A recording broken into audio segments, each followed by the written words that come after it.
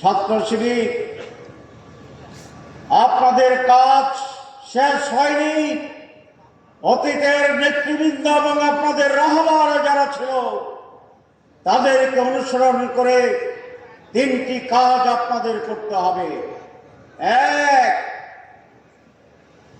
প্রতিটি ছাত্রের কাছে ইসলামের আওয়াজ দাওয়াত পৌঁছাতে হবে। আমাদের স্লোগান ছাত্র মানেই ছাত্র শিবির, ছাত্র শিবির মানেই ছাত্র। একজন ছাত্র আমাদের দাওয়াতের বাইরে থাকতে পারবে না। দুই,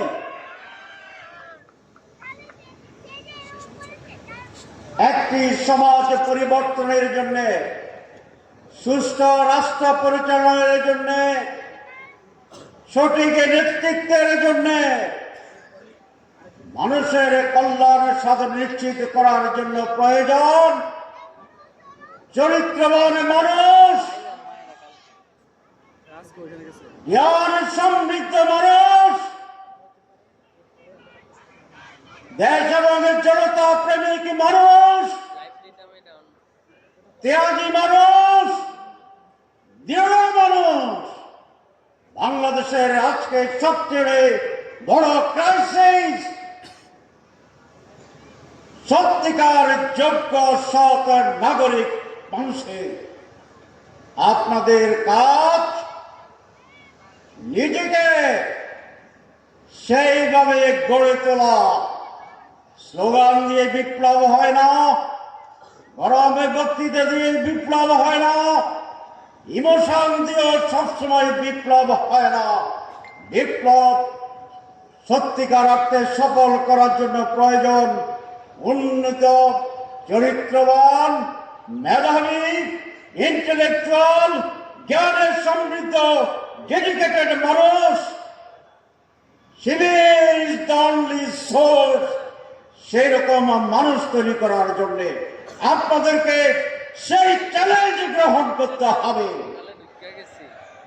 সংগ্রামের জন্য, লড়াইয়ের জন্য, প্রতিকূলতা পূরণের জন্য যে চ্যালেঞ্জ, তার চেয়ে অনেক বড় চ্যালেঞ্জ হচ্ছে নিজেকে সঠিক জায়গায় রেখে সেরকম একজন যোগ্য মুসলিম সৎ নাগরিক হিসাবে প্রতিষ্ঠিত হওয়া নিজেকে। আর তিন, সেইটি হচ্ছে মানুষকে ভালোবেসে জাতির জন্য কাজ করা, দলের জন্য নয়। যখন আমরা দেশের জন্য, জাতির জন্য, আদর্শের জন্য, ইসলামের জন্য কাজ করব, মানুষ তখন আমার দলকে গ্রহণ করবে। সুতরাং দৃষ্টিভঙ্গিকে আজকে প্রসারিত করতে হবে। সকলের জন্য নিজেকে নিয়োজিত করতে হবে এবং যে আদর্শের ঘোষণা দিয়ে আমরা যাত্রা শুরু করেছিলাম, আল্লাহর উপর তাওয়াক্কুল, তার সন্তুষ্টি অর্জন, জান্নাত লাভ, এই মিশন, এই লক্ষ্য, এখানে আমাদেরকে স্থির থেকে যত অবস্থায় হোক সেটাকে আমরা মোকাবিলা করবো ইনশাআল্লাহ। সম্মানিত ভাইরা, বাংলাদেশে 5 আগস্টের পরিবর্তনের মাধ্যমে একটি পরিবর্তনের সুযোগ আমাদের কাছে আসছে। এই সুযোগকে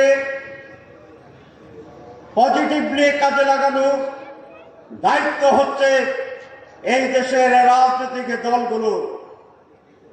আনফর্চুনেটলি 5 চেতনায় যে পরিবর্তনের লক্ষণ আমরা দেখেছিলাম, মানুষ আশায় বুক বেঁধেছিল।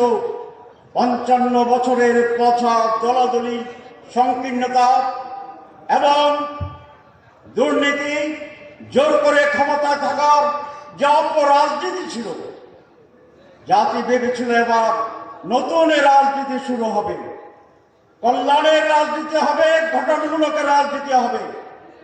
আমরা সেই ক্ষেত্রে কতটুকু অর্জিত হবে মানুষ আবার সন্দেহের ভিতরে পড়ে আছে। আমি মনে করি দেশের স্বাধীনতা, গণতন্ত্র, সুষ্ঠু নির্বাচন, দুর্নীতিমুক্ত বাংলাদেশ, এই কয়েকটি বিষয়ে জাতীয় ঐক্যের প্রয়োজন এবং আজকে যারা মেইন স্টেক হোল্ডার আছেন এই কয়েকটি বিষয়ে তারা ঐক্যবদ্ধ হবেন, এই আশাবাদ এই জাতি করে আমরা সেটি করতে চাই। উৎকট যেরকমভাবে ক্ষমতা এইটি যদি টার্গেট হয় তাহলে দেশের মৌলিক কোনো পরিবর্তন হবে না। আমি আহ্বান জানিয়ে শেষ করতে চাই, আসুন 5 আগস্টের পরে আমরা বাংলাদেশে নতুন রাজনীতি শুরু করি।